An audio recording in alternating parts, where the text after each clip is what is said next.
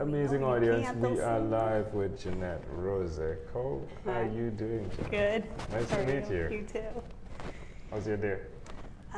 My day was Good. good. All right. Which of your talents is responsible for us connecting at this time? I am a funeral director. Oh, tell me more. It means that probably at the worst time of somebody's life that I come into their life and help them take care of their loved one. That's very important. Scheduling their services, caring. Yeah, caring is very important. I interviewed Lily, and she was in San Diego, and she was also working with a funeral agency, and we talked about the caring that's necessary. It's not like caring like you get a cut or a bruise and you just care for it. You have to be like, each person's scenario is different because they handle it differently. Have you seen that as well? Oh, absolutely. Yes. So did you learn to care so strategically from? I actually feel like it was picked for me, if that makes sense. So when I was 8, my grandfather died. And from that point on, I wanted to be a mortician. So back in the 80s, it was a mortician, whereas now I'm a funeral director, so it's a more modernized term. Yeah. And that's all I ever wanted to do.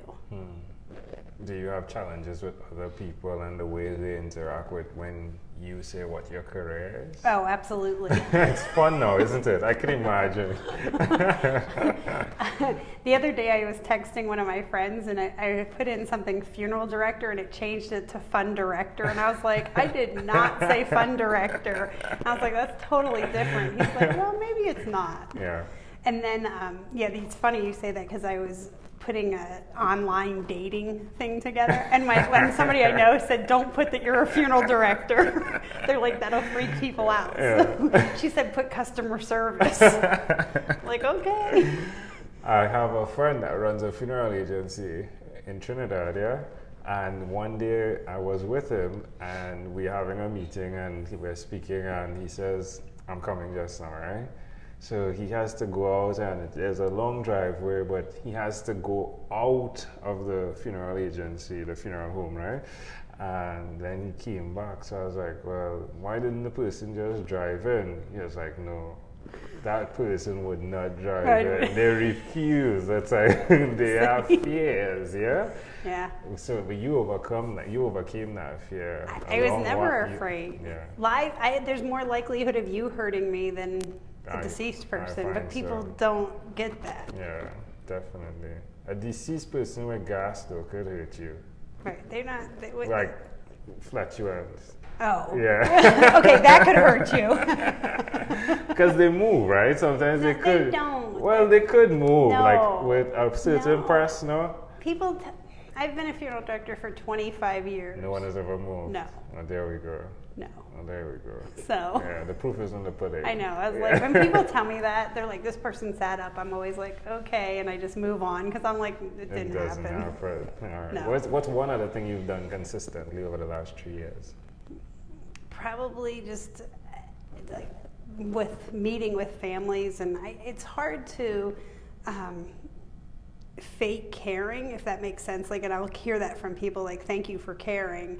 And I just take care of people. Yeah. And yesterday I had dinner with somebody who I took care of their son maybe 7 or 8 years ago, and we're now friends. Yeah. I mean, that's how I ended up here, because of friends, So it's not just my job. I guess it's my life. How does it make you feel? I finally understood, and this may sound weird to people who know me, I finally understood my purpose. Like, I struggled with that for many years, and you hear people, your purpose. Finally, like, I was like, I got my purpose. This is what I'm meant to do, is help people. Why would you suggest other people find their purpose? Oh, I don't know, because, I searched. I mean, I'm talking probably 11 years I've been working on this, and I've been a funeral director for over 25 years, and it literally hit me probably last year that was my purpose. Okay. And maybe it was that I connected more with faith with God, and then I'm like, I need a purpose, and I think it was finally like, I finally listened to him, like, Jeanette, you have your purpose, you just are ignoring it. That's So. powerful. All right. Well, let's switch gears for a moment. Let me invite you now into my time machine that is surrounded with beautiful, warm, blue Caribbean water. What is your earliest childhood memory?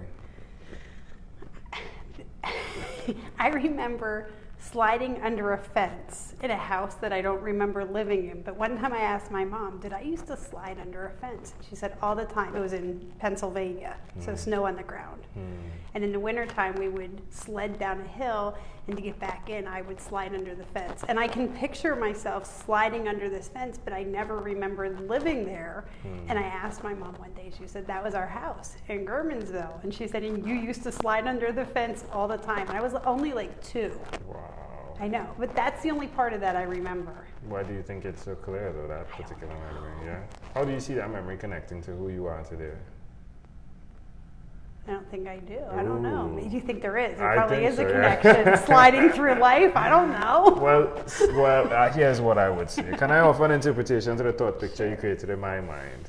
Sometimes there are fences that some people believe there's no way to get through, and sometimes the way to do it is in the fun motion of sliding under. I gotcha. Yeah. It is the weirdest thing, because I don't remember too much, but that. Yeah, you saw it differently. So you see life differently. Some people see death, and then that's like it. But you've been going between. You've crossed the fence of understanding death and life. And now you're the person, because you've been to the two places, you can help that person understand where they are. You found your purpose. Yeah. It was. If we fast forward to when you were 12, what was your favorite song? My favorite song Yeah. is Take It to the Limit by the Eagles. Yeah. Well, again, you definitely are sliding under there, taking it to the limit. Actually, my favorite part, because there's a line in there that says, if you can spend all your time making money, you can spend all your time or all your love making time. If it all fell to pieces tomorrow, would you still be mine? And it's like, that's true. Yeah. It's all about. Yeah. I mean, what did that 12-year-old know of those lyrics at that time? I don't know. It's amazing, right? It's still. I listen. If that song comes on the radio, you could probably hear it a mile away in my car, because that's how loud I turn it on. That's great. So. All right, well, we've arrived at our destination.